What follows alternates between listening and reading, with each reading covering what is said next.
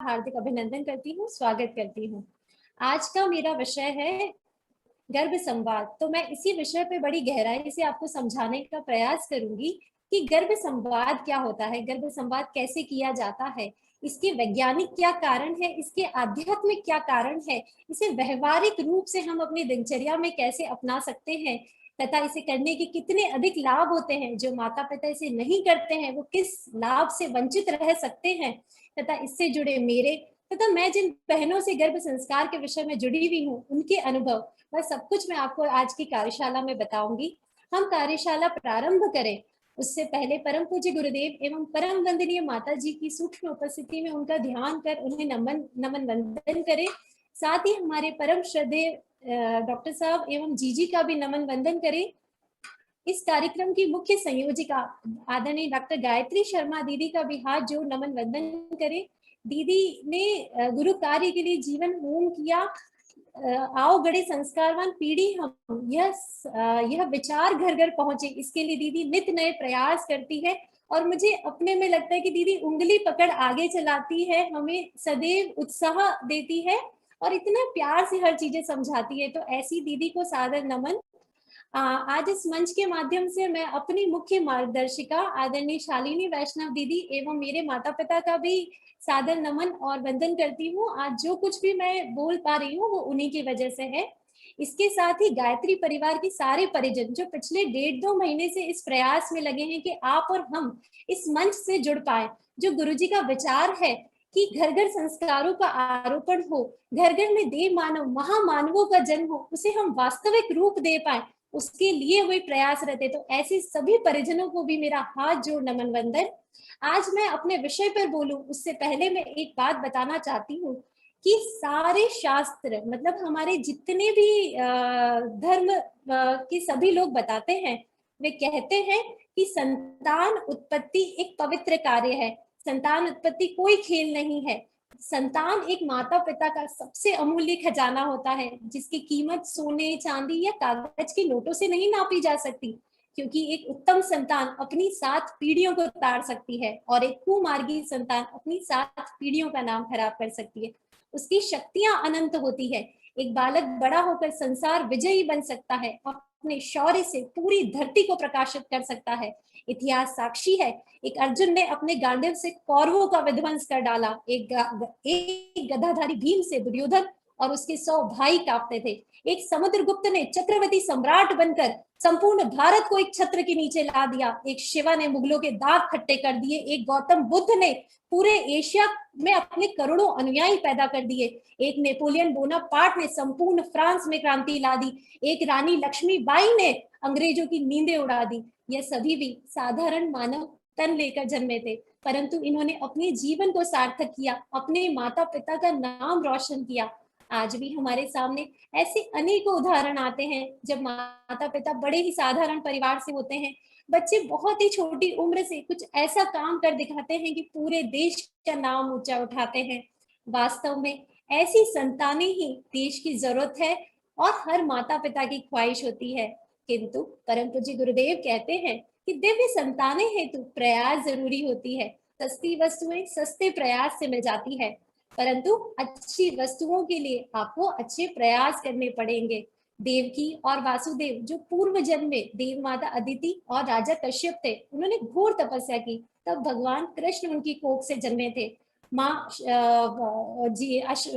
कुंती को भी इंद्र वायु और अश्विनी की कठिन तपस्या करनी पड़ी थी, तब 5 पांडव पैदा हुए थे। जीजाबाई के मन में मुगलों के विरुद्ध भारी विरोध था। वो चाहती थी कि उनकी संतान मुगलों के विरुद्ध लड़े, तो उनकी इसी भाव को लेकर जन्मे थे शिवाजी। विवेकानंद जी की माँ भी 20 वर्ष तक शिव आराधना करती थी, तब जाके विश्व विजयी शिव अंश विवेकानंद को गोद में खिलाने का सौभाग्य मिला था। परंतु ये कलयुग है। आज गुरुदेव बताते हैं कि इस समय जितनी भी पवित्र आत्माएं हैं वो अंतरिक्ष में धरती पर जन्म लेने को लालायित है, उत्सुक है, वे चाहती है कि वे धरती पर जन्म ले। तो इस समय माता पिता को बहुत ज्यादा प्रयास की जरूरत नहीं है। फिर भी वे आत्माएं चाहती कि माता पिता थोड़े तो भाव उत्पन्न करें, हमारे लिए थोड़ा तो वो वातावरण बनाए जिसमें हम वो पुष्पित और पल्लवित हो सके। हम धरती पर आना चाहते हैं, हम फिर से सत्प्रवृत्तियों को फैलाना चाहते हैं, हम फिर से नया जमाना लाना चाहते हैं, लेकिन माता पिता थोड़ा ही सही वह प्रयास तो करे। पर आंकड़े बताते हैं कि आज भी 90% से अधिक लोग यह मानते हैं कि बच्चे के जन्म के बाद उसका पालन पोषण शुरू होता है, लेकिन यह वास्तव में पालन पोषण में देरी करना होता है।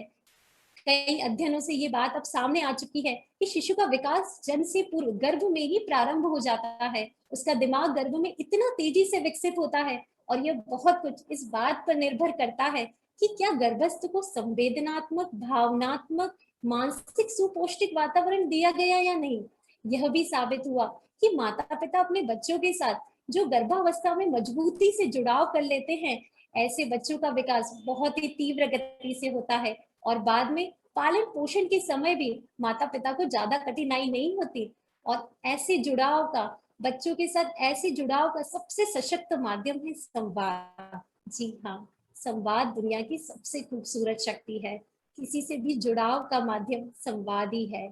पूरी प्रकृति, उसका कण कण, चाहे नदियां, पेड़ पौधे, चाहे छोटे सा छोटा पत्थर का कण ही क्यों ना हो, हर कोई अपनी उपस्थिति संवाद से बताता है।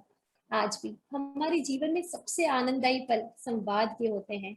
गुरु शिष्य से ज्ञान संवाद के माध्यम से पाता है। एक भक्त अपने प्रभु से बात ध्यान के माध्यम से संवाद करता है, उनसे उनका प्यार पाता है, उनसे अपने सवालों का जवाब पाता है। हमें हमारे साधारण जीवन में भी सबसे प्यारा वो लगता है जिसके शब्द मीठे होते हैं, जिसके भाव पवित्र होते हैं। वरना कोई बड़े से बड़ा तोहफा भी हमें क्यों ना दे दे, हम उससे नहीं जुड़ पाते, हमें वो अच्छा नहीं लगता। इसीलिए हमें शिशु से नित्य गर्भ संवाद अवश्य करना चाहिए। अब गर्भ संवाद क्या होता है, गर्भ संवाद करने के तरीके क्या होते हैं। गर्भस्थ शिशु से सद्गुणों के विकास के लिए बात करना गर्भ संवाद कहलाता है। माता पिता को विशेष ध्यान रखना चाहिए कि जिस प्रकार आप साधारण रूप से दिन भर चलते हैं पर वो वॉक नहीं कहा जाती, जिस प्रकार हम दिन भर सांसें लेते हैं पर वो प्राणायाम नहीं कहा जाता, उसी प्रकार जब तक हम पूरे भावपूर्ण, पूरे अच्छे मन से सद्गुणों के विकास के लिए अपने शिशु से नहीं जुड़ते, तब तक वह गर्भ संवाद नहीं कहलाता। हमें समझ आ गया कि गर्भ संवाद करना चाहिए, पर गर्भ संवाद होता क्या है। गर्भ संवाद होती है शब्द शक्ति, विचार शक्ति और भाव शक्ति। तो इसी के लिए मैं आपको एक महत्वपूर्ण वैज्ञानिक रिसर्च बताती हूँ। ये है एक जापानी साइंटिस्ट डॉक्टर मुसरू इमोटो। इन्होंने एक किताब लिखी थी, हिडन मैसेजेस ऑफ वाटर, जो 2004 की न्यूयॉर्क में बेस्ट सेलिंग बुक बनी। मुसरू इमोटो जी बहुत बड़े वैज्ञानिक थे। तो इन्होंने क्या रिसर्च किया, इन्होंने पानी के कुछ जार लिए, मतलब एक छोटे छोटे कंटेनर में, छोटे छोटे जग में पानी लिया, एक ही समय एक ही जगह से पानी ले लिया और सभी पानी को एक तरफ फ्रीज कर दिया, मतलब फ्रीजर में जमा दिया। अब वो क्या करते, अलग अलग जार के ऊपर उन्होंने कुछ कुछ शब्द लिख दिए, किसी के ऊपर लिख दिया थैंक यू, किसी के ऊपर लिख दिया लव, किसी के ऊपर लिख दिया हैप्पीनेस, किसी के ऊपर जॉय। इस तरह से कहीं पे कुछ कुछ सकारात्मक शब्द लिख दिए तो कहीं पे कुछ कुछ नेगेटिव वर्ड्स लिख दिए, जैसे लव, एंगर, गुस्सा, क्रोध, डिप्रेशन, स्ट्रेस। इस तरह से कहीं कहीं उन्होंने नेगेटिव शब्द लिख दिए। अब वे क्या करते, महीने भर तक प्रतिदिन जिनके सामने सकारात्मक शब्द कहे थे उन्हें जाके सकारात्मक कुछ कुछ कहा करते थे, सकारात्मक श्लोक बोला करते थे, क्लासिकल म्यूजिक बजाया करते थे, कुछ कुछ अच्छे वर्ड्स उन्हें कहा करते थे। और जहां उन्होंने बुरे शब्द लिखे थे उनके सामने डेली जाके कुछ कुछ बुरा शब्द बोलते। तो देखिए महीने भर बाद क्या हुआ, जब प्रोफेशनल कैमरा से जो पानी की सतह पर जो बन चुके थे वो, उस पे क्या बने, जिसको जाके उन्होंने नित्य थैंक यू बोला उसके क्रिस्टल देखिए कितने सुंदर बन गए। जिसको बोला तुम बहुत बुद्धिमान हो वो कितना सुंदर बोला, जिसको बोला आई लव यू, मैं तुमसे बहुत प्यार करता हूँ, वो कितना सुंदर बना। लेकिन जिसको बोला गया यू फूल, तुम बहुत बुरे हो, जिसको बोला गया यू मेक मी सिक, तुम मेरे जीवन में ही क्यों आए, तुम चले जाओ, जिसको बोला गया एविल, तुम बहुत ही खराब हो, तो वहां पानी के क्रिस्टल पे क्या आकृति बनी। ये रिसर्च हमें क्या सोचने पे मजबूर करती है, ये रिसर्च हमें बताती है इस पूरी पृथ्वी पर 70% से अधिक पानी है, हमारे शरीर में 70% से अधिक पानी है, गर्भ में जो हमारी संतान पल रही है उसके आसपास पूरा पानी है, उसके अंदर पूरा पानी है। तो क्या हमारे शब्द, क्या हमारे भाव उसके शरीर, उसके मन, उसके दिमाग का आकार नहीं बदलते होंगे? क्या वे उसे अच्छा बुरा नहीं बनाते होंगे? इसके साथ ही इन्होंने एक और रिसर्च की थी। उसमें उन्होंने क्या किया, 3 समान पौधे लिए, एक जैसा खाद, पानी, मिट्टी, जिसको समान धूप मिलती है। तीनों पौधों को लेकर भी उन्होंने एक के ऊपर पॉजिटिव, एक के ऊपर नेगेटिव और एक को कर दिया इग्नोर, मतलब बस उसको समय समय पे खाद पानी दे दिया करते थे। और जिसके सामने पॉजिटिव, उसको रोज नित्य कुछ अच्छे श्लोक और अच्छा सकारात्मक शब्द कहा करते थे। नेगेटिव के आगे नेगेटिव। तो इनका भी देखिए क्या हुआ, जिसे प्यार दिया गया वह बहुत तेजी से बढ़ा, जिसे इग्नोर किया गया वो एक सामान्य गति से बढ़ा, और जिसे बहुत बुरा बुरा कहा गया वो अपनी सामान्य स्थिति से भी ज्यादा सूख गया। हर माता पिता चाहते कि उनके बच्चे का एक बहुत अच्छा पोषण हो, बच्चा बहुत अच्छे से आगे बढ़े, लेकिन क्या उसके लिए हमें सिर्फ ऐसा ही होगा कि सिर्फ खाना पीना दे दिया तभी होगा? तो ये रिसर्च हमें बताता है कि अगर आपने सामान्य ध्यान रखा, खान पीन का ध्यान रखा, सामान्य समय पे उसे खाद पानी दे दिया, तो वो एक सामान्य स्थिति में बढ़ेगा। लेकिन अगर आप उसका विशेष विकास चाहते हैं, आप चाहते हैं कि उसका एक मतलब अच्छे से जितना हो सकता है उतना अच्छे से विकास हो, तो उसके लिए आपको उसे प्यार भरे शब्दों से भी जोड़ना पड़ेगा। यही उन्होंने प्रूव किया था और पूरी दुनिया ने इसे माना। ऐसे ही इस पे रोज बहुत सारे रिसर्च होते हैं। एक ये रिसर्च वॉशिंगटन में हुआ था जिसमें बताया गया कि गर्भ में शिशु माता के सिर्फ शब्द ही नहीं सुनता, वे माता के भाव भी समझता है, माता क्या फील कर रही है वह भी समझता है। इसीलिए माता को जब भी गर्भस्थ शिशु से बात करे, तब सिर्फ कर्मकांड रूप शब्दों का ही हमें बात नहीं करना है, हमें पूरे भावपूर्ण उससे जुड़कर एक सकारात्मक फीलिंग उसको देना है। एक आप जो भी उससे बोल रहे हैं उससे पूरे अच्छे से जुड़कर कहना है। इसके साथ ही कई माताओं के सवाल होते हैं कि क्या बच्चे सही में सुनते हैं, क्या उन्हें याद रहता है? तो उसके लिए भी एक रिसर्च था 1988 में। जो क्या हुआ, जस्ट डिलीवरी के 1 महीने पहले माता को एक ओपरा सुनाया गया, मतलब जो विदेश में उनका म्यूजिक होता है ओपरा, वो उनको डेली 20 मिनट सुनाया गया। और उसके बाद डिलीवरी के जस्ट 6 घंटे बाद बच्चे के दिमाग की तरंगे चेक करी गई। जब उसके सामने कोई फॉरेन लैंग्वेज, मतलब कोई ऐसी लैंग्वेज बोली गई जो नहीं सुनती, तो उसके दिमाग से वही तरंगे निकली जो हमारे दिमाग से निकलती है जब हमें उस भाषा का कोई ज्ञान नहीं होता। जो भाषा उसकी माता जिस परिवेश में रहती थी, वो माता के वो शब्द उस बच्चे के सामने कहे गए तो वो नॉर्मल तरंगे निकली। और जब वो ओपरा बजाया गया तब वैसी तरंगे निकली जैसी बच्चे को पूरी तरह वो ओपरा याद हो और वो अपनी जानी पहचानी पूरी आवाज सुन रहा हो, पूरा संतुष्ट हो। तो आज वर्ल्ड में इस पे बहुत सारे रिसर्च हो रहे हैं जो ये प्रूव करते हैं कि बच्चों के ऊपर आपके शब्दों का, आपके भावों का बहुत अधिक असर होता है, और माताओं को नित्य गर्भ संवाद अवश्य करना चाहिए। ये तो मैंने आपको एक वैज्ञानिक बात बताई। अब हमारे ऋषि मुनि क्या कहते हैं? हमारे ऋषि मुनि तो सदियों से कहते हैं कि गर्भ में शिशु का सिर्फ शारीरिक विकास ही नहीं होता, उसका मानसिक भावनात्मक विकास भी होता है। माता के शरीर से शिशु का शरीर बनता है, माता के मन से शिशु का मन मस्तिष्क बनता है, माता के हृदय से शिशु का हृदय बनता है। इसीलिए माता को गर्भावस्था में शिशु के तीनों पोषण पे बराबर मात्रा में ध्यान देना चाहिए। स्थूल शरीर क्या होता है? स्थूल शरीर जिसे हम सामने अपने स्थूल शरीर से ऐसे देखते, चलता फिरता देखते हैं, लेकिन इसकी क्षमता क्या होती है? सीमित होती है। इसका निर्माण अन्न और जल से होता है। गर्भ में ये माता के शरीर के रक्त, मांस और उसके खाए भोजन से निर्मित होता है। इसीलिए कहा जाता है कि माँ को संतुलित आहार लेना चाहिए, व्यायाम अवश्य करना चाहिए, क्योंकि हर कोई चाहता है कि उनका बच्चा हष्ट पुष्ट बलवान सुंदर बने। तो ये एक बेसिक क्राइटेरिया जिसके लिए माता को संभव प्रयास सारे करने चाहिए। उसके बाद दूसरी शरीर जो निर्माण होता है वो कौन सा होता है? सूक्ष्म शरीर का निर्माण होता है। सूक्ष्म शरीर क्या होता है? यह अत्यंत प्रभावी होता है, जिसका केंद्र मन और मस्तिष्क होता है। हम इंसान और पशु में जो भेद होता है वो इसी का भेद होता है। हम क्या बोलते हैं कि एक इंसान में सोचने समझने की क्षमता होती है, जबकि पशु में सोचने समझने की क्षमता नहीं होती। तो ये किसका रोल होता है हमारी बॉडी में? सूक्ष्म शरीर का होता है। इसीलिए माता को गर्भावस्था में अच्छे विचार, चिंतन और मनन जरूर करना चाहिए। नित्य योग, प्राणायाम और अच्छी किताबें पढ़नी चाहिए। इससे क्या होता है? बच्चे का सूक्ष्म शरीर मजबूत बनता है। और तीसरा सबसे महत्वपूर्ण है कारण शरीर, जिसे अंतःकरण भी कहते हैं। मनुष्य के अच्छे और बुरे व्यक्तित्व का निर्धारण यही करता है। मनुष्य अपने ज्ञान और प्रभाव को किस दिशा में उपयोग करेगा, यह यही निर्धारित करता है। इसे भाव शरीर भी कहते हैं। आज अधिकतर माता पिता इस पे ध्यान देते हैं कि शिशु का शारीरिक शरीर अच्छा हो। कुछ कुछ माता पिता इस पे भी ध्यान देते हैं कि उनके बच्चा बौद्धिक रूप से अच्छा बने, उसका दिमाग तेज बने, वो प्रतिभावान बने। लेकिन कारण शरीर पे बहुत कम माता पिता ध्यान देते हैं, जबकि मुझे लगता है कि ये सबसे अधिक ध्यान देने वाली चीज है। आप ही सोचिए, आज के जमाने में हम कितना कुछ देखते हैं। बड़े बड़े सेलिब्रिटीज, आईएएस, आईपीएस, बड़े बड़े साइंटिस्ट, बड़े बड़े डॉक्टर्स, इंजीनियर, जो अपने जीवन में एक बहुत अच्छे मुकाम पे पहुंच जाते हैं। उनका शारीरिक शरीर बहुत अच्छा होता है, उनका मानसिक शरीर बहुत अच्छा होता है, फिर भी वो जीवन में कभी कभी ऐसे कुछ काम कर जाते हैं कि वो बहुत ज्यादा कभी स्ट्रेस में चले जाते हैं, कभी डिप्रेशन में चले जाते हैं, कभी सुसाइड जैसे गलत काम कर लेते हैं, तो कभी मर्डर जैसे गलत काम कर देते हैं। क्यों करते हैं? क्योंकि उनका भाव शरीर मजबूत नहीं होता। उन्हें नहीं पता होता है कि उनके पास जो शक्ति है, उनके पास जो सामर्थ्य है, उसे किस दिशा में उपयोग करना है। अपनी अपने जब भी अगर दो राहें मिलती है जहां उन्हें होता है कि गलत और सही में चुनना है, तो वे जल्दी से मतलब सही रास्ते पे मजबूती से खड़े रह पाए, ये साहस उनमें नहीं जाग पाता है।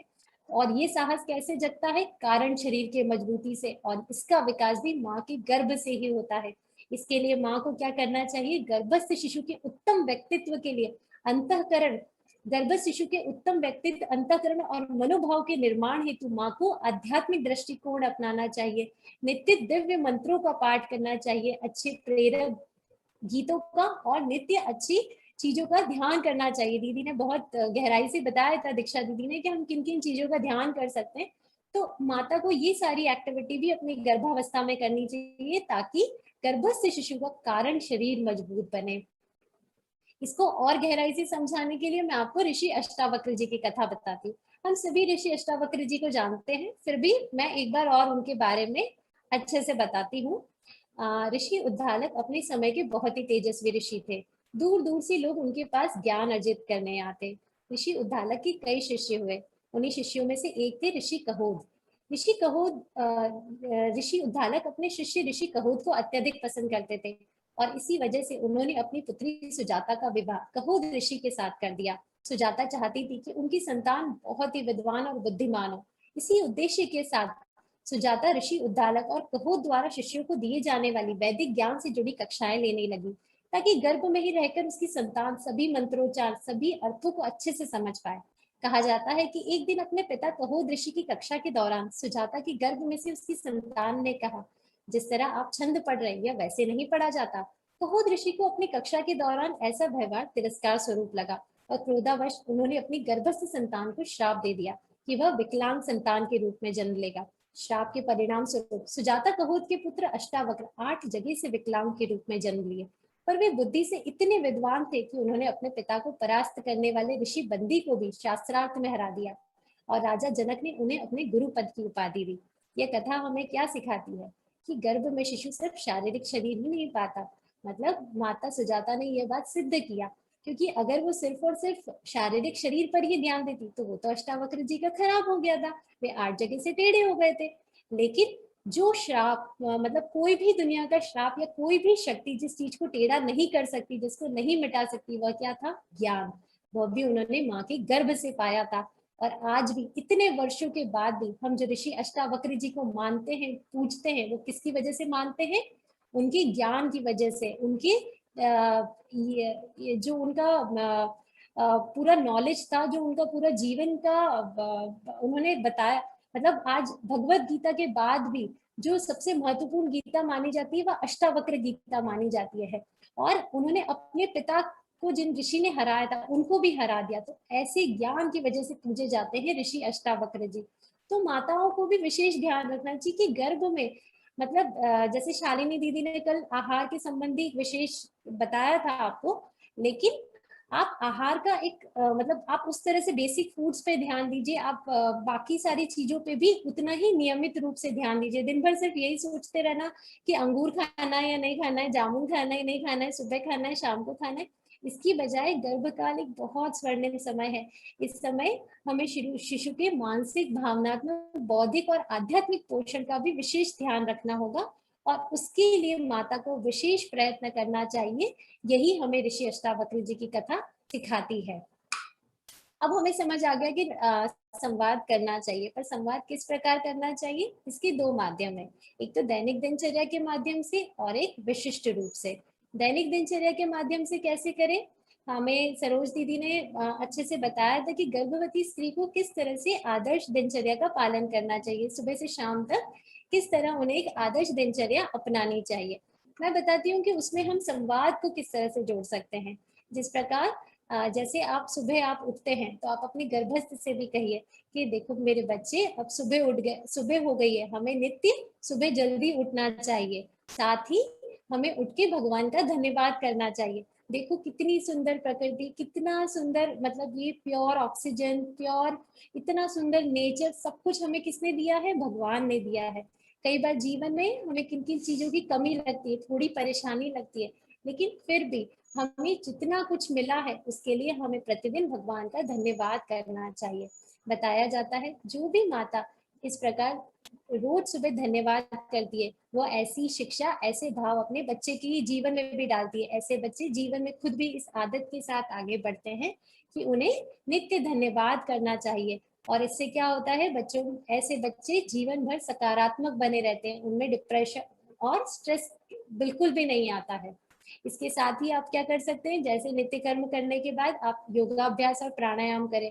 इसमें भी अपने गर्भस्थ शिशु को बताएं कि देखो मेरे बच्चे, हमें शरीर को स्वस्थ रखने के लिए नित्य योगाभ्यास और प्राणायाम भी अवश्य करना चाहिए। हमें, मतलब इसमें कभी भी प्रमाद नहीं करना चाहिए कि हम आलस कर दे, ठीक है रहने दो, नहीं करते, क्योंकि ये हमारे शरीर के लिए बहुत जरूरी है। ऐसा करने से हम हमारे शरीर को, मन को, मस्तिष्क को, सबको एक नई ऊर्जा का संचार देते हैं और हम एक अच्छे नागरिक के रूप में डेवलप होते हैं अपने देश के लिए। उसके बाद जैसे आप थोड़ी देर भगवान की पूजा के लिए बैठे, नहाने धोने के बाद कि हाँ आप थोड़ी देर भगवान के समीप बैठ के हमें नित्य थोड़ी देर मंत्रोच्चार करना चाहिए, भगवान के समीप बैठना चाहिए। उस समय भी आप अपने गर्भस्थ को बताएं कि देखो मेरे बच्चे, हमारी संस्कृति में उपासना का विशेष महत्व है, हमें नित्य भगवान के दिव्य मंत्रों का पाठ जरूर करना चाहिए। इससे क्या होता है, दिव्य मंत्रों के पाठ से एक तो वैसे ही संस्कृत का विशेष महत्व होता है। जब हम संस्कृत के मंत्र का पाठ करते हैं तो हमारे दिमाग का ग्रे एरिया बढ़ता है और हमारा मेमोरी पावर बहुत बढ़ता है। इसके साथ ही हम जब भगवान के समीप बैठते हैं तो हम प्रार्थना करते हैं कि हे प्रभु, आप अपने जैसे आचरण हमें दीजिए, आप अपने जैसे विचार हमें दीजिए, ताकि हम भी आपके अनुरूप बन पाए। फिर आप क्या करिए, जब आप खाना खाते हैं तब भी अपने बच्चे को बताइए कि देखो मेरे बच्चे, हमें हेल्दी ही खाना खाना चाहिए।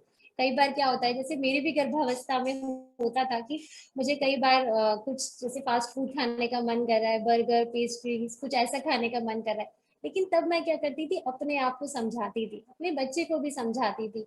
मतलब कई बार माता को ऐसी बहुत ज्यादा क्रेविंग होती है कि मुझे ये खाना है, थोड़ा बहुत खा ले कोई बात नहीं, लेकिन उसके बाद मुझे लगता है कि आपको खुद पे भी संयम रखना चाहिए और अपने बच्चे को भी ये संयम सिखाना चाहिए। उसे बताना चाहिए कि देखो मेरे बच्चे, अभी इंद्रियों के वश में हो सकता है कि हम मतलब ये हमें इंद्रियों को अच्छा लगता है इसलिए हम खा ले, लेकिन इससे क्या होगा, तुम्हें संपूर्ण पोषण नहीं मिलेगा। इसीलिए मैं अपने आप पे संयम रखती हूँ और मैं हेल्दी ही खाना खाती हूँ। तुम्हारे जीवन में भी ऐसी अनेक परिस्थिति आ सकती है, जब क्या होगा, तुम्हें उस समय मतलब तात्कालिक लाभ लगेगा, तुम्हारा इंद्रियों को कुछ सुख मिलेगा, लेकिन वो लॉन्ग रन के लिए तुम्हारे लिए बहुत नुकसानदायक होगा। इसीलिए तुम हमेशा संयमित जीवन जीना। तो इसीलिए मैं तुम्हें हेल्दी खाने के माध्यम से एक संयम की शिक्षा भी देती हूँ। उसके बाद पारिवारिक वातावरण में तालमेल। परम पूज्य गुरुदेव बोलते हैं कि परिवार एक ऐसी धुरी है, पारिवारिक वातावरण से बच्चे को बहुत बड़ी शिक्षा दी जाती है। बच्चे का जो व्यवहार बनता है वो पारिवारिक वातावरण का एक मिला जुला रूप होता है। तो माता को भी गर्भावस्था से इस बात का ध्यान रखना चाहिए। कई बार जीवन में ऐसी परिस्थिति आती है कि हमें किसी के विचार अच्छे नहीं लगते, किसी के कुछ ऐसा बोल देते हैं, कुछ ऐसा कर देते हैं कि हमें वो पसंद नहीं आता या हमारे मन को दुख होता है। तब हमें हमारे गर्भस्थ को भी समझाना चाहिए कि देखो मेरे बच्चे, जीवन में ऐसी परिस्थिति तो आती रहेगी, लेकिन हमें हर स्थिति में प्रसन्न होके सकारात्मक रह के आगे बढ़ना है, सबके साथ तालमेल बिठा के आगे बढ़ना है, क्योंकि यही जीवन है, परिवार के साथ ही हमारा जीवन चलता है। और हर पल हम जैसा चाहते हैं वैसा नहीं हो सकता, लेकिन कैसे आगे बढ़ सकते हैं हम सबके साथ तालमेल मिला के ही। तो आप ऐसे भी अपने शिशु से संवाद कर सकते हैं। उसके बाद रात्रि को नियमित समय पर सोने का महत्व बताएं। जब आप सोने जाते हैं तब भी अपने बच्चे से थोड़ी देर संवाद करें, अपने शिशु को बताएं कि देखो मेरे बच्चे, हमें रात को एक नियमित समय पर ही सोना चाहिए। हमें मतलब ऐसा हमारा लाइफ नहीं होना चाहिए इनडिसिप्लिन के, कभी भी सो रहे कभी भी उठ रहे हैं। हमें एक संयमित जीवन जीना चाहिए और इसी के लिए हमें प्रयास करना चाहिए। साथ ही आप अपने बच्चे से और भी उससे बोल सकते हैं कि देखो मेरे बच्चे, सोने से पहले हमें 5 मिनट सोचना चाहिए कि क्या हमने आज दिन भर में कोई बहुत ज्यादा समय बर्बाद किया, या किसी का मन दुखाया, या कुछ ऐसा किया जो हमें नहीं करना चाहिए था। तो हमें उनके भी इम्प्रूवमेंट पे ध्यान देना चाहिए। तो इस दिनचर्या के माध्यम से, मतलब इन दिनचर्या के साथ आप जब संवाद को जोड़ देते हैं, तो आप हर परिस्थिति में भी अपने शिशु को कुछ ना कुछ अच्छा सिखाते जाते हैं। तो हर माताएं इस तरह से अपनी दैनिक दिनचर्या के माध्यम से, मैंने ऐसी 4-5 कारण ले लिए हैं, लेकिन आप उनकी हर मतलब दिन भर की अलग अलग एक्टिविटीज में अपने बच्चे को अपने साथ जोड़कर उसे विभिन्न अच्छी अच्छी शिक्षाएं दे सकते हैं और उसे एक सही मार्गदर्शन दे सकते हैं। इसके अलावा जो कुछ तरीके होते हैं वो क्या होते हैं, विशिष्ट रूप से करने की, विशिष्ट रूप से करना, अगर माता के पास थोड़ा अच्छा समय है तो वो विशिष्ट रूप से भी ध्यान गर्भ संवाद कर सकती है।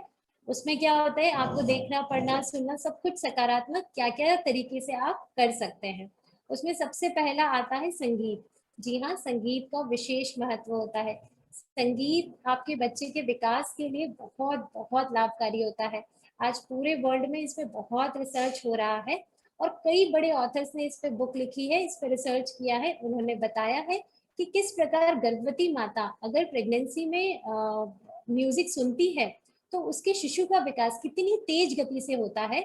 और अगर जो माताएं नहीं सुनती है और उनको जब कंपेयर किया गया कि जिन्होंने सुना और जिन्होंने नहीं सुना, तो दोनों के बच्चों में बहुत ज्यादा डिफरेंस था, उनके माइलस्टोन में, उनके बच्चों की सीखने की क्षमता, उनका ग्रास्पिंग, सब कुछ। जिनको म्यूजिक सुनाया गया वो बहुत अच्छा था, बजाय जिनको नहीं सुनाया गया था। लेकिन इसमें हमें विशेष क्या ध्यान रखना चाहिए, एक तो माताएं संगीत सुनते हुए कई बार गर्भ पे ही हेडफोन्स या लगा देती है फोन के, बच्चा डायरेक्ट सुन ले। तो ये बिल्कुल गलत तरीका है, ऐसा बिल्कुल भी नहीं करना चाहिए। माता को खुद सुनना चाहिए संगीत, और माता उस संगीत को जो सुन के जो भाव उसके अंदर जाएंगे वो हार्मोन्स के थ्रू जो बच्चे पास जाता है, या बच्चा जो माँ के द्वारा सुनता है, वही एक सही और सशक्त तरीका है। तो जब भी माता संगीत के द्वारा गर्भ संवाद करे तो इन बातों का विशेष ध्यान रखें। साथ ही संगीत हमेशा जो मैं विकास के लिए बोल रही हूँ, ताकि आप अपने सुनने के लिए कोई भी अच्छे प्रेरणा गीत और वो भी सुन सकते हैं, लेकिन जो गर्भस्थ शिशु के विकास के संबंध में मैं बात कर रही हूँ उसके लिए क्लासिकल और विशिष्ट रागों का विशेष महत्व होता है। जिस प्रकार बताया जाता है कि हमारे तानसेन जी जब राग मल्हार गाते थे तो वर्षा हो जाती थी, जब वे राग दीपक गाते थे तो दीपक जल उठते थे। उसी प्रकार कुछ विशेष राग बताई गई है जिस जो गर्भावस्था में सुनने से शिशु के डिफरेंट डिफरेंट विकास, मतलब उसका जो अलग अलग चीजों के जो विकास होते हैं वो बहुत अच्छी गति से होते हैं और वो बहुत अच्छे होते हैं। तो माता को उन चीजों का विशेष ध्यान रखना चाहिए। शांति कुंज के थ्रू भी गायत्री मंत्र और महामृत्युंजय मंत्र को कुछ विशेष रागों में दिया गया है, तो जो भी माताओं को चाहिए वो वहां से भी ले सकते हैं। इसके बाद जो दूसरा सबसे सशक्त माध्यम बताया जाता है वह है स्वाध्याय। स्वाध्याय मतलब वो नहीं कि कुछ भी आप न्यूज़पेपर पढ़ रहे हैं, मनोरमा, या फिर आप कोई भी दूसरी मैगजीन्स पढ़ रहे हैं, वो सब स्वाध्याय का हिस्सा नहीं बनती। स्वाध्याय मतलब सकारात्मक किताबों का पढ़ना। आप गीता पढ़ सकते हैं, आप रामायण पढ़ सकते हैं, परम पूज्य गुरुदेव ने इतनी सारी किताबें लिखी है, आप उनमें से कुछ पढ़ सकते हैं। उनको पढ़ के आप अपने शिशु तक कुछ अच्छे विचार, मतलब स्वाध्याय का भी एक तरीका होता है। इसमें क्या करना होता है, जैसे सपोज आप आधा घंटा स्वाध्याय कर रहे हैं तो 20 मिनट्स आप स्वाध्याय करिए, फिर 5 मिनट मनन करिए। आप सोचिए उसके अंदर कि आपने आज इस किताब से क्या सीखा, आपने जो भी पढ़ा एक चैप्टर उसके थ्रू आपने क्या सीखा, और फिर नेक्स्ट 5 मिनट में अपने बच्चे तक वो बात पहुंचाएं कि देखो मेरे बच्चे, इस कथा से हम क्या सीखते हैं, या इस जो आज हमने पढ़ा है वह हमें क्या शिक्षा देता है। तो इस प्रकार आपको गर्भ संवाद करना चाहिए, मतलब स्वाध्याय के द्वारा गर्भ संवाद करना चाहिए। मुझे लगता है कि स्वाध्याय के द्वारा गर्भ संवाद करने से आप शिशु तक अच्छे विचार तो पहुंचाते ही हैं, पर साथ ही एक अच्छी आदत का भी विकास करते हैं। मतलब ये चीज मैंने खुद में ऑब्जर्व करी है कि अगर माता गर्भावस्था में किताबों से जुड़ी रहती है, अगर वे नित्य अच्छी किताबें पढ़ती है, तो जन्म के बाद उनके शिशु भी किताबों से बहुत प्यार करते हैं। उन्हें किताबों के साथ पढ़ना, खेलना, मतलब वो उनके में उनको बहुत इंटरेस्ट आता है। तो ये बहुत अच्छा है, क्योंकि स्वाध्याय के इतने अधिक फायदे हैं। देखिए परम पूज्य गुरुदेव क्या कहते हैं कि स्वाध्याय जीवन की अनिवार्य आवश्यकता है। जैसे हम रोटी कपड़ा मकान आवश्यकता समझते हैं, वैसे परम पूज्य गुरुदेव बताते हैं कि स्वाध्याय जीवन की अनिवार्य आवश्यकता है। स्वाध्याय सत्संग का ही एक रूप है। आगे मैं आपको बताऊंगी कि सत्संग के कितने अधिक लाभ होते हैं। तो गुरुजी ने बोला है किताबें पढ़ना मतलब स्वाध्याय करना भी एक तरह से सत्संग करना ही होता है। स्वाध्याय हमारी आत्मा का भोजन है। जिस प्रकार हम हमारे शरीर को चलाने के लिए नित्य भोजन करना कितना अनिवार्य मानते हैं, उसी प्रकार हमारी आत्मा का भोजन क्या है, स्वाध्याय है। इसीलिए माता को नित्य आत्मा स्वाध्याय अवश्य करना चाहिए। अन्य महापुरुषों ने भी क्या बोला है कि जो लोग नित्य स्वाध्याय करते हैं उससे क्या होता है, उनकी सकारात्मकता बढ़ती है, उनका आत्मविश्वास बढ़ता है, उनमें अच्छी आदतों का निर्माण होता है। ऐसे व्यक्तियों की जीवन में चारों तरफ प्रगति होती है, उनका तुलनात्मक दृष्टिकोण विकसित होता है, वे सही गलत के निर्णय ले पाते हैं, वो क्षमता उनमें विकसित हो पाती है, उनकी स्मरण शक्ति का विकास होता है, वे जीवन के कठिन तथ्यों को समझने की क्षमता बढ़ती है, उनके ज्ञान के स्तोत्र खुलते हैं, उनका ज्ञान जागृत होता है, और ऐसे मनुष्य का जीवन ही जीवंत बनता है। तो इसीलिए स्वाध्याय के बहुत अधिक महत्व है। हर व्यक्ति को जीवन में स्वाध्याय से जोड़ना चाहिए। और अगर आपका गर्भावस्था चल रहा है तब तो माँ को विशेष ध्यान रखना चाहिए, क्योंकि सिर्फ आप अपने लिए अच्छा नहीं कर रही, आप अपने बच्चे के जीवन के लिए भी ये बहुत अच्छा कर रही है। मतलब आंकड़े बताते हैं कि कोई भी सबसे बड़ी कंपनी के सीईओ भी महीने की कम से कम 5 किताबें अवश्य पढ़ते हैं। मतलब क्योंकि किताबों से ही उनमें उन्नति के और आगे से आगे द्वार खुलते जाते हैं, वो ज्ञान के स्तोत्र खुलते जाते हैं। इसीलिए हमेशा किताबों से जुड़े रहिए। हमारी गीता के भी 17वें अध्याय के 15वें श्लोक में लिखा गया है, अनुवेद करम वाक्यम सत्यम प्रियहितम च यत स्वाध्यायभ्यसन्यम चे वांगमयम तप उच्यते। अर्थात जो व्यक्ति अनुचित वाक्य नहीं कहता, सदैव सत्य और प्रियकारी शब्द कहता है, नित्य स्वाध्याय का अभ्यास करता है, ऐसे व्यक्ति जिस प्रकार से जो ऋषि मुनि हिमालय पे जाके जंगलों में जाके तप किया करते थे, उन्हें उतना लाभ मिलता है। यह एक जीव के तप के समान होता है स्वाध्याय करना। इसीलिए प्रत्येक व्यक्ति को नित्य स्वाध्याय अवश्य करना चाहिए, प्रियकर शब्द कहना चाहिए, अनुचित शब्द बिल्कुल नहीं कहना और सुनना चाहिए। उसके बाद जो तीसरा सशक्त माध्यम है वो क्या है, सत्संग। जी हाँ, सत्संग के द्वारा भी आप अपने शिशु से बहुत अच्छे से गर्भ संवाद कर सकते हैं। पहले के जमाने में ये बहुत नॉर्मल प्रथा हुआ करती थी, हर गली मोहल्ले में संवाद हुआ करते थे, माताएं वहां जाती थी, वहां कुछ अच्छे भजनों का कीर्तन हुआ करता था, वहां के जो पंडित जी होते थे, कुछ बुजुर्ग लोग होते थे, वो कुछ अच्छी अच्छी बातें बताया करते थे। तो इस द्वारा माता तक, मतलब गर्भवती माता तक भी वो अच्छे विचार नियमित पहुंच जाया करते थे। पर आज अगर वैसी व्यवस्था ना हो, तो परम पूज्य गुरुदेव ने पिछली स्लाइड में बताया है कि स्वाध्याय भी सत्संग का ही एक रूप है। इसलिए माताएं अगर सत्संग की व्यवस्था ना हो पाए तो स्वाध्याय कर ले। अब सत्संग का कितना अधिक महत्व है कि सच में सत्संग के द्वारा क्या बच्चे के विचार चेंज किए जा सकते हैं। इसके लिए मैं प्रहलाद की कथा बहुत छोटे में आपको बताती हूँ कि प्रहलाद कौन थे, हिरण्यकश्यप और कयाधु के पुत्र। जब हिरण्यकश्यप हिमालय की यात्रा पे हिमालय तपस्या करने गए, तो इंद्र आए। इंद्र को लगा कि यार कयाधु मतलब हिरण्यकश्यप जी के पुत्र है, तो राक्षस का पुत्र तो राक्षस ही बनेगा और आगे चल के हमारे लिए मुसीबतें उत्पन्न करेगा। इसलिए उन्होंने क्या किया कि सोचा कि कयाधु के पेट में ही उनकी गर्भ संतान को मार दिया जाए। तब नारद जी ने उन्हें रोका, उन्होंने बोला ऐसा मत करो, क्योंकि गर्भ में शिशु के संस्कार बदले जा सकते हैं। और वे अपने साथ कयाधु को अपने आश्रम ले गए। नारद जी का आश्रम था, तो पूरे 9 महीने अच्छे से खूब भजन कीर्तन चलता, दिन रात श्री हरि का ही नाम लिया जाता। तो हमने सबने देखा कि प्रहलाद 9 महीने बाद जब पैदा हुए तो कितने बड़े हरि के भक्त बन गए। मतलब सारे माता पिता पूरा परिवार ने पूरी कोशिशें कर ली कि उन्हें उस भक्ति के मार्ग से हटा पाए, लेकिन कोई नहीं हटा पाया। क्यों? क्योंकि गर्भ में ही उनके ऊपर वो उतने मजबूती से वो संस्कार पड़ चुके थे। इसलिए माताओं को विशेष ध्यान रखना चाहिए कि गर्भ में वो जैसा सोच रही है, जिसका संग कर रही है, जो विचारों का संग कर रही है, उसकी बहुत गहरी छाप अपने बच्चे के मन मस्तिष्क पे पड़ जाती है, जो जीवन भर नहीं मिटती। तो माताएं यह ध्यान रखें। इसके अलावा आप क्या कर सकते हैं, महापुरुषों की जीवन प्रसंग द्वारा अपने शिशु तक शुभ विचार पहुंचा सकते हैं। हमेशा से ही महापुरुषों के जीवन प्रसंग बहुत ही प्रासंगिक रहते हैं तथा जीवन को दिशा देने वाले होते हैं, क्योंकि क्या होता है, वो बहुत ही साधारण शब्दों में हमें समझाते हैं कि प्रत्येक व्यक्ति के जीवन में कुछ न कुछ कठिनाइयां और परेशानियां आती है, लेकिन महापुरुष क्या करते हैं, उन कठिनाइयों का मजबूती से सामना करते हैं और आगे बढ़ते हैं। तो जब आपके घर, हमें नहीं पता कि हमारी संतान के जीवन में कब कैसी क्या क्या परिस्थिति आएगी, लेकिन जब आप नित्य उनको ऐसी बायोग्राफी सुनाते जाते हैं, नित्य ऐसे शुभ विचार दिए जाते हैं, तो क्या होता है कि बच्चे के मन अंतःकरण में वो विचार रह जाते हैं महापुरुषों के जीवन प्रसंग के, और उनके जीवन में जब कभी भी ऐसी परिस्थिति आती है तो उन्हें वह मार्गदर्शन दिखाती है, उन्हें बताती है कि देखो इस समय घबराना नहीं है, हमें डिप्रेशन में नहीं जाना है, हमें स्ट्रेस में नहीं जाना है, क्योंकि ऐसा तो आज तक बहुतों के जीवन में हुआ है। इस समय तुम हिम्मत से काम लो, तुम आगे बढ़ो, तभी तुम लक्ष्य तक पहुंचोगे और अपने जीवन को एक अच्छा बना पाओगे। इसीलिए माताओं को गर्भावस्था में महापुरुषों के जीवन प्रसंग द्वारा भी गर्भ संवाद अवश्य करना चाहिए। मतलब बहुत सारे हमारे देश में इतने सारे महापुरुष हैं, उनकी जीवनी पढ़े माता थोड़ी देर, और फिर उसको अपने शिशु को समझाए, बताए कि हाँ मेरे बच्चे देखो, आज हम इन वीर के बारे में जानेंगे या इन महापुरुषों के जीवन के बारे में जानेंगे। इसके अलावा माता क्या कर सकती है, कहानियों के माध्यम से गर्भ संवाद कर सकती है।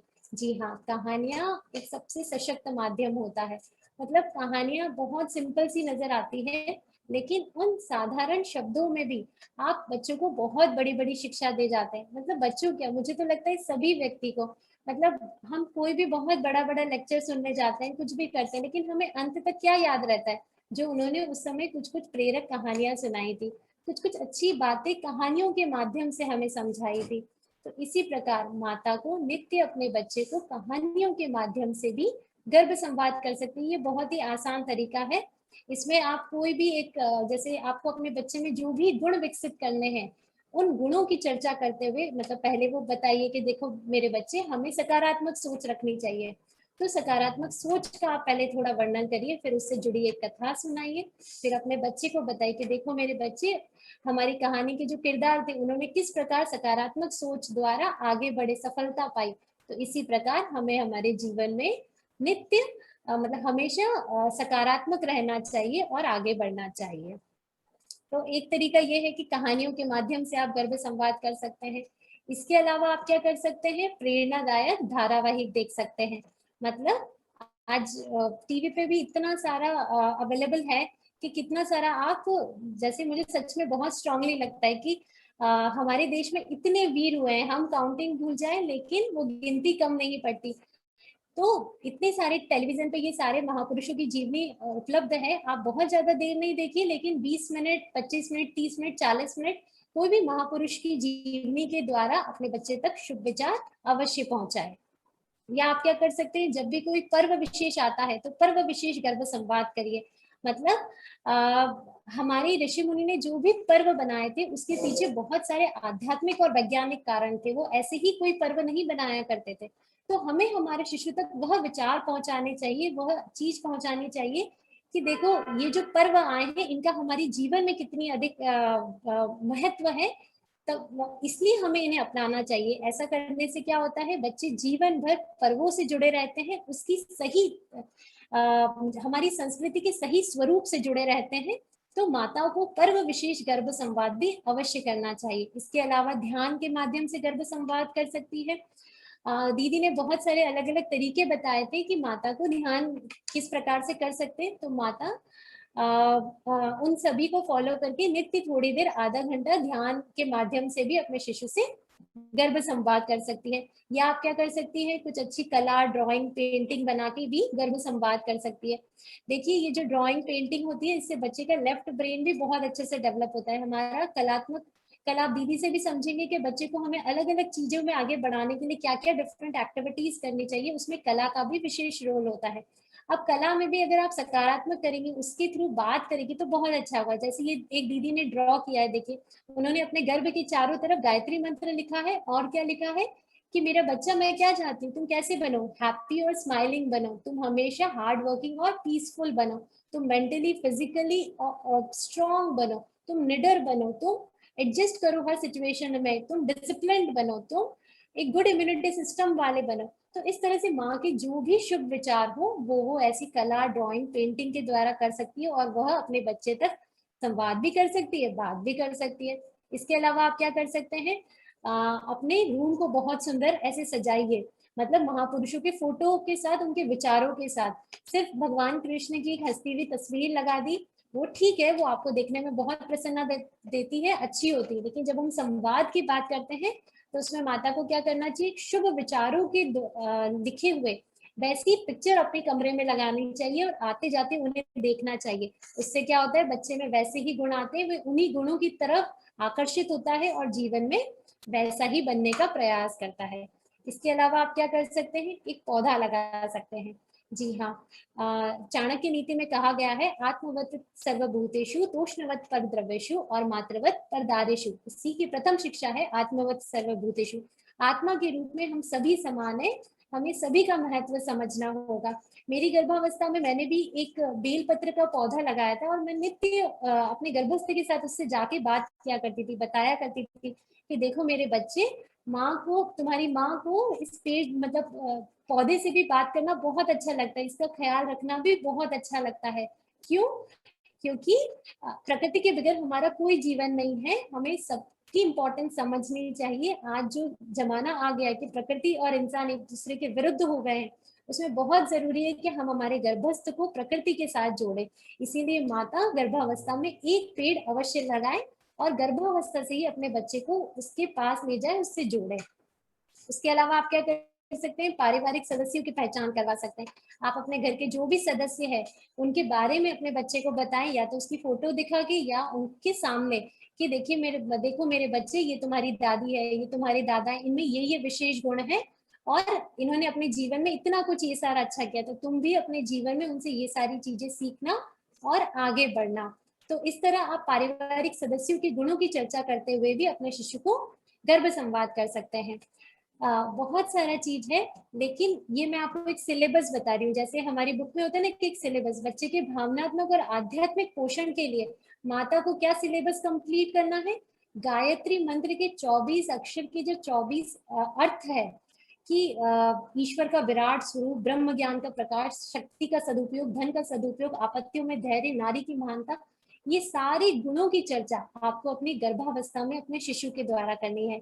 अब ये माता को निर्णय करना है कि वह किस प्रकार बच्चे से मतलब किस जैसे कोई भी चीज सिखाने के लिए, आपत्तियों में धैर्य सिखाने के लिए कहानी सुनाए, या कोई महापुरुषों का प्रेरक प्रसंग सुनाए, या कोई अपने बड़े का घर के जो बड़े सदस्य हैं उनका कोई जीवन प्रसंग सुनाए, तो ये माता को निर्णय करना है। लेकिन आपको आपके संवाद में जिन मेजर सारे पॉइंट्स को कवर करना है, वो क्या करना है, गायत्री मंत्र के 24 अक्षर के 24 अर्थों को।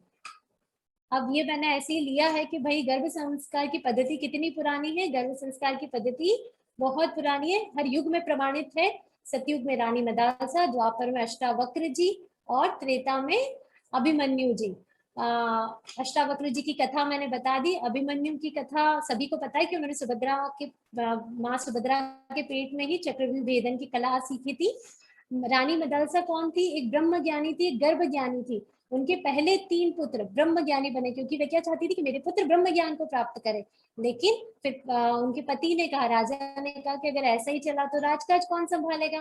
तब माता ने बोला कि अच्छा इसमें कौन सी बड़ी बात है। तो उन्होंने क्या किया, पूरे 9 महीने राजकीय भोजन दिया, राजकीय कामों में ध्यान दिया, शिकार खेलने जाती, वैसा ही सोचती, अपने कमरे को लाल रंग से पुतवाया, अस्त्रों शस्त्रों से सजाया। तो इस बार जो संतान उत्पन्न हुई वह कौन सी हुई, एक क्षत्रिय हुई, एक राजा बनी।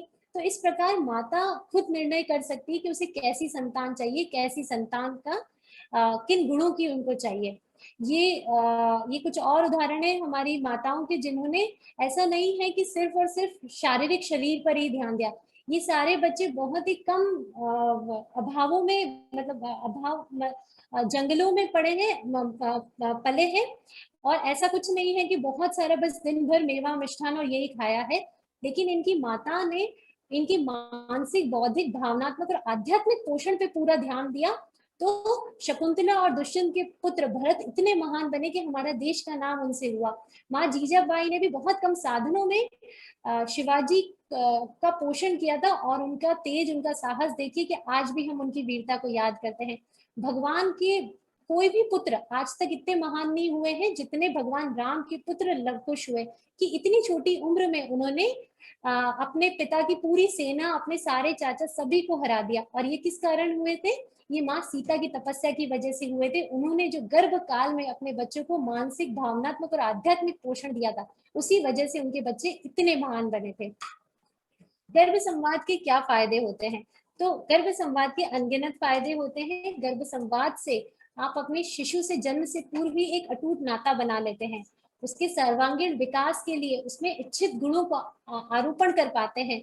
आपका बच्चा एक स्वस्थ, हष्टपुष्ट और सुंदर हो, ऐसे आप प्रयास कर पाते हो। जो गर्भ में माता विशेष ध्यान देती है, उनकी संतान मानसिक रूप से प्रसन्न, आत्मविश्वासी और तेज दिमाग वाली होती है। साथ ही भावनात्मक रूप से एक मजबूत भावी पीढ़ी का निर्माण गर्भ संवाद के माध्यम से होता है।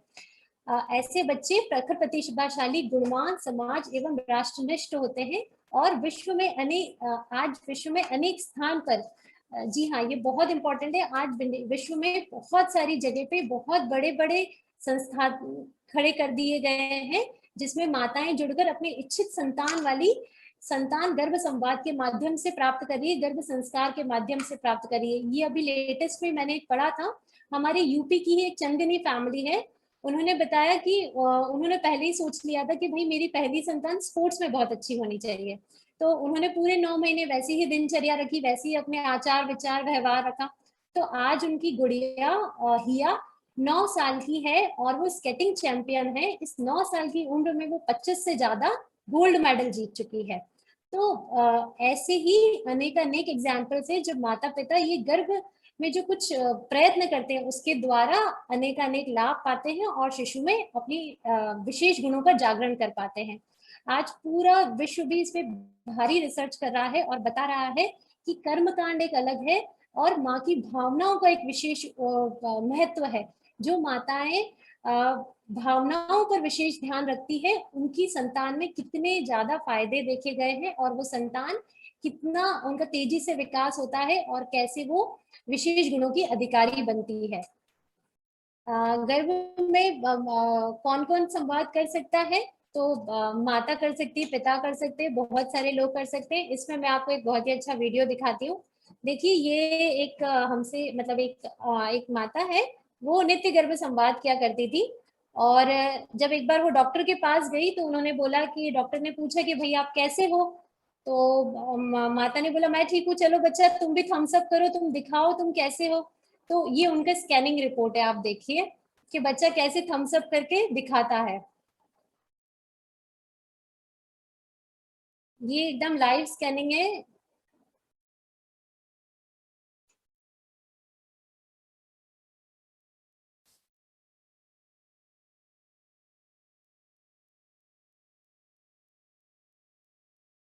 इसके अलावा देखिए, ये एक दीदी है जो डेली नाद योग किया करती थी, डेली ध्यान किया करती थी।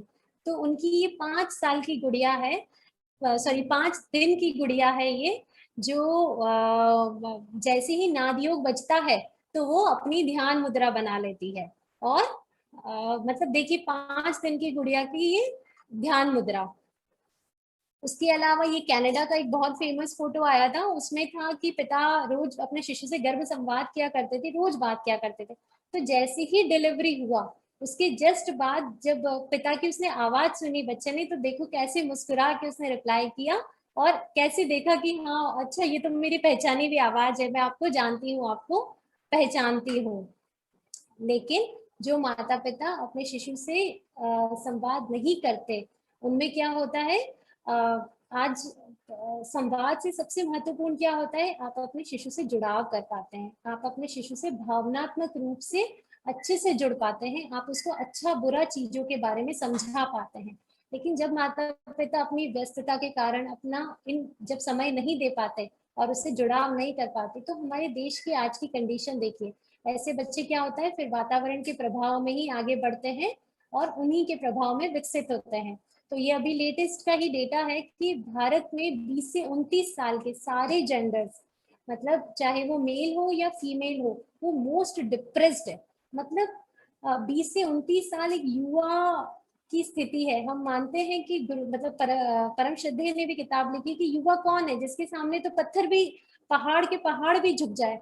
तो जो इतनी अच्छी स्थिति है उस समय हमारे देश में बताया गया है कि इस स्थिति में बच्चा सबसे ज्यादा, मतलब इस स्थिति, इस उम्र में वो लोग काफी ज्यादा डिप्रेशन के शिकार हुए हैं। उसके अलावा एक और रिसर्च है, वो क्या बोलते हैं कि इस स्थिति में जो भारत, आज की जो भारत की स्थिति है, उसके अंदर 80% से ज्यादा यूथ बहुत गुस्से वाले, एंग्री उनका स्वभाव होता जा रहा है।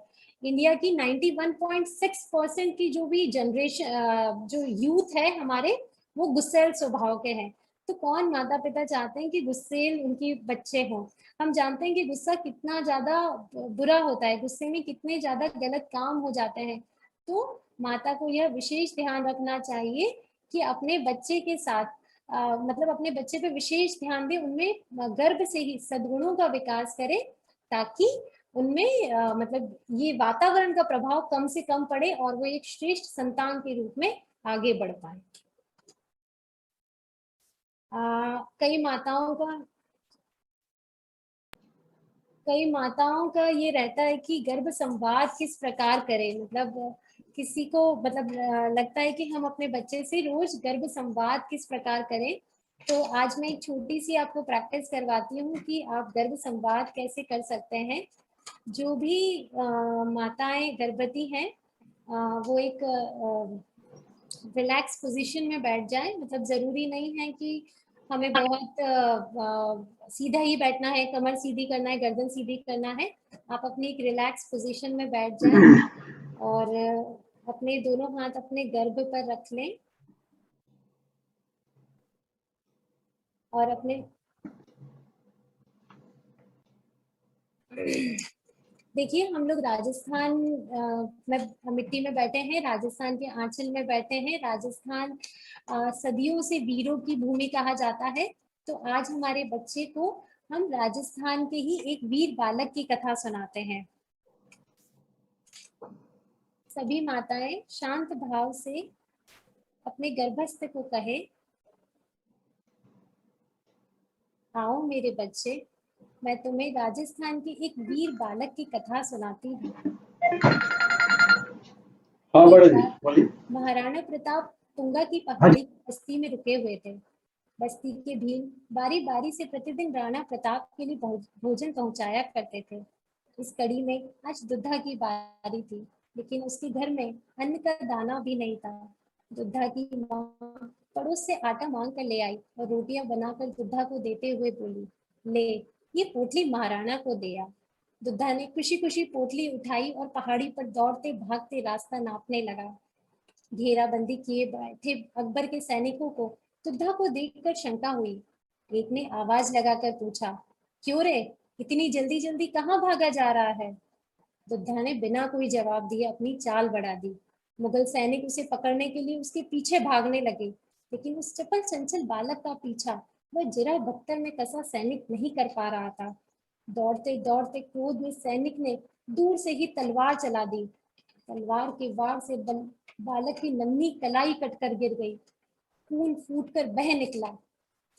लेकिन उस बालक का जिगर देखिए, नीचे गिर पड़ी रोटी की पोटली उसने दूसरे हाथ से उठाई और फिर सर पर दौड़ने लगा। बस उसे तो एक ही धुन थी कि कैसे भी कर तक राणा तक रोटियां पहुंचानी है। रक्त बहुत बह चुका था। अब दुद्धा की आंखों के आगे अंधेरा छाने लगा। उसने चाल और तेज कर दी, जंगल की झाड़ियों में गायब हो गया। सैनिक हक्के बक्के रह गए कि कौन था यह बालक। जिस गुफा में राणा परिवार समेत थे वहां दुद्धा चकरा कर गिर पड़ा। उसने एक बार और शक्ति बटोरी और आवाज लगा दी, राणा जी। आवाज सुनकर महाराणा बाहर आया, एक कटी कलाई और एक हाथ में रोटी की पोटली लिए खून से लथपथ 12 साल का बालक युद्ध भूमि में किसी भैरव से कम नहीं लग रहा था। राणा जी ने उसका सर गोद में लिया और पानी के छींटे मारकर होश में ले आया। टूटे शब्दों में दुग्धा ने इतना ही कहा, राणा जी, ये रोटियां माँ ने भेजी है। फौलादी प्रण और तन वाले राणा की आंखों से शोक का झरना फूट पड़ा। वे बस इतना ही कह सके, बेटा, तुम्हें इतने बड़े संकट में पड़ने की कहाँ जरूरत थी। वीर दुद्धा ने कहा, हे अन्नदाता, आप तो पूरे परिवार के साथ संकट में हैं। माँ कहती है आप चाहते तो अकबर से समझौता कर आराम से रह सकते थे, पर आपने धर्म और संस्कृति की रक्षा के लिए कितना बड़ा त्याग किया। इसके आगे मेरा त्याग कुछ भी नहीं। ना कहकर वह वीर गति को प्राप्त हो गया। राणा जी की आंखों में आंसू थे। वे मन में कहने लगे, धन्य है तेरी देशभक्ति, तू अमर रहेगा मेरा बालक, तू अमर रहेगा। अरावली की चट्टानों पर वीरता की यह कहानी आज भी देशभक्ति का उदाहरण बनकर बिखरी हुई है। वीर दुद्धा जैसे बालक हमारे इतिहास के गौरव और संस्कृति के आधार है। माताएं अपने शिशु से कहें, मेरे बच्चे तुम सुनो हमारे देश की ये वीर गाथा, जानो हमारे देश के वीरों की कहानी। तुम जानते हो तुम्हारे जीवन में हो सकता है तुम्हें तुम्हारा रास्ता रोकने वाले, तुम्हें टोकने वाले, तुम्हारी कलाई काटने वाले कोई मुगल या कोई सैनिक ना मिलेंगे, लेकिन तुम्हें रास्ते से भटकाने वाले, तुम्हें गलत राह दिखाने वाले हजारों हजारों राक्षस मिलेंगे। लेकिन तुम्हें उनसे नहीं घबराना है, तुम्हें उनसे नहीं भटकना है। तुम्हें सिर्फ साहस से आगे बढ़ना है, हिम्मत से आगे बढ़ना है, शौर्य से आगे बढ़ना है और लक्ष्य पे जाके रुकना है। और इस हद तक रुकना है कि स्वयं भगवान तुम्हारा गोद में सर रखकर बोले कि हाँ मेरे बच्चा तू अमर रहेगा। यह जो जन्म तुम्हें मिला है इसका तुम सर्व पूरा पूरा उपयोग करना। यह जो मानव तन तुम्हें मिला है इसका तुम सर्वश्रेष्ठ उपयोग करना। जीवन में अपना नाम अमर करना मेरे बच्चे। तुम्हारी माँ तुमसे यही चाहती है, हर पल तुम्हें ऐसे शौर्य की ही गाथा सुनाती है। यही शिक्षा तुम्हें देती है मेरे बच्चे, यही शिक्षा तुम्हें देती है। सभी माताएं शांत भाव से अपनी आंखें खोल लें।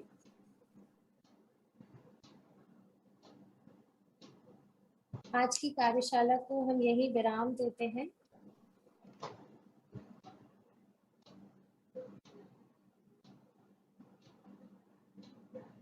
गर्भ संवाद से जुड़े किसी के भी कुछ सवाल हैं तो वो आप मुझसे कर सकते हैं। धन्यवाद अर्पिता जी। गर्भ संवाद के क्या क्या तरीके हो सकते हैं आपने बहुत विस्तार से समझाया।